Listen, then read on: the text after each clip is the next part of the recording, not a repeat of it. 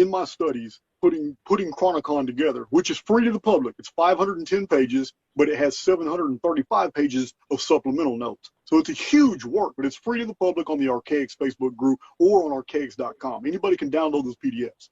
Now, in putting this timeline together, it became readily apparent after my 40th year that there is a mathematical structuring to our history that defies explanation. I cannot sit here and try to explain to you in any terms, layman nor scientific, what I found, other than the fact that our entire history is patterned. And it's patterned in Fibonacci codes. It's patterned in palindromes. It's patterned in these awesome, beautiful 5.08 spirals. It's patterned in sequences that occur in cycles and epicycles of 3.1416. All our physics constants can be found in the time between events that occurred in history that were very similar in nature. It doesn't matter if it's a plague in Brussels in Europe. I can pretty much show you using the Fibonacci sequence, pi, phi, curvature equations, palindromes, isometric projections. I can show you when the next plague occurred based off the mathematics of the past two. What's happening, what I found was a structuring. It is a mathematical construct. It is basically a coding. And the same arithmetic appears in the double helix of our DNA. The same arithmetic appears when you flush your toilet and watch the water go down. When you look at a spiral galaxy and you see the physics CGI of how that operates. This is these codes in the operation of the creation of a snowflake as temperature fluctuates.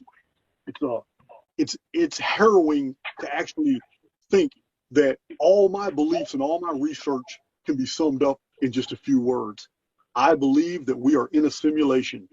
And long before I ever heard of simulation theory, I came upon on that belief, but I kept it to myself. It wasn't until I got out of prison and I saw YouTube videos that I even learned that other people had been entertaining this idea, but they entertain it from a CGI or a modern pop culture perspective. I had never seen anybody take the history of the world and show mathematical constructs that show that it's coded.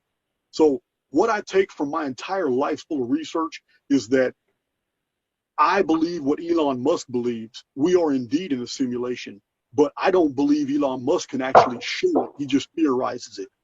And there are many people like him that haven't done the research they weren't in prison. There's no way they could have done it.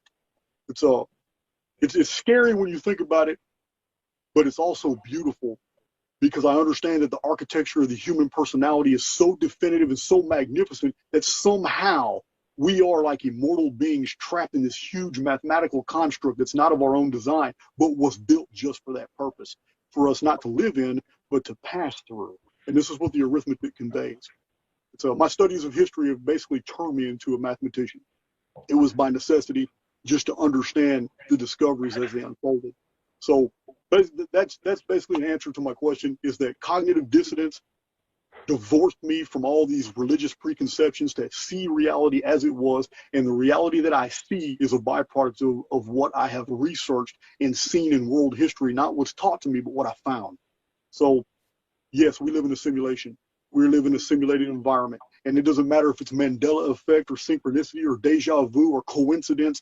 Whatever happens that's an anomaly in this existence can be readily explained in simulation theory.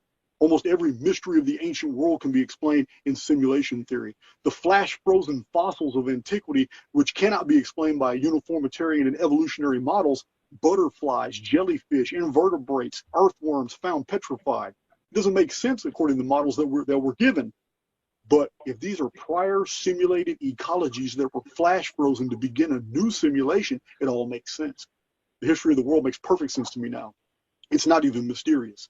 Even the Phoenix phenomenon, which I used to believe was the orbit of a decayed planet, a dead world that came too close to Earth and rained mud from a glacial sphere, all that is presented to me as a intruder planet. But nothing can orbit at a perfect synchronicity of 138 years and appear on May 16th every single time throughout 5,000 years of world history. It's impossible unless it's coding. And because of that conclusion, I have to say we live in a simulation, and many other conclusions besides.